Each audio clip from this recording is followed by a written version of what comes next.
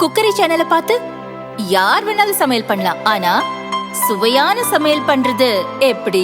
நான் இதயம் நல்லெண்ணெயில சமையல் பண்றேன். ஆஹா ஓஹோன்னு பாராட்டுறாங்க. நீங்களும் இதயம் நல்லெண்ணெயில சமையல் பண்ணுங்க, பாராட்ட வாங்குங்க. தினம் தோறும் வாங்குவே இதயம் இதயம்.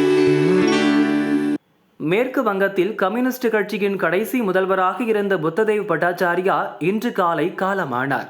அவருக்கு வயது 80.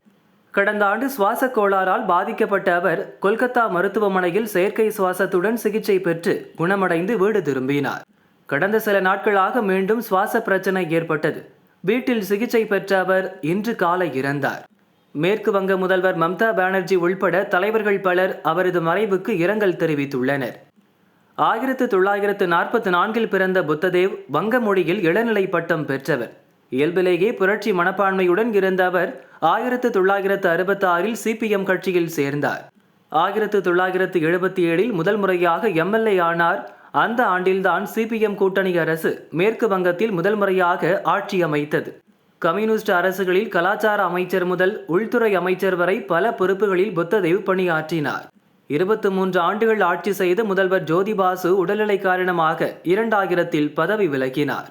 அவருக்கடுத்து புத்ததேவ் பட்டாச்சாரியா முதல்வராகி ஜோதிபாசுவின் அரசை வழிநடத்தினார். முதல் ஆட்சி காலத்தில் நற்பெயர் பெற்ற புத்ததேவ் தொழில் வளர்ச்சி, தகவல் தொழில்நுட்ப சேவையில் மாநிலத்தை முன்னேற்றினார்.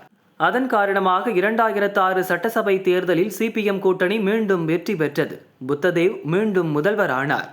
இரண்டாவது ஆட்சி காலத்தில் நந்திகிராம், சிங்கூர் பகுதியில் தொழிற்சாலைகள் அமைக்க நிலம் கையகப்படுத்தும் முயற்சிக்கு மக்கள் எதிர்ப்பு தெரிவித்தனர்.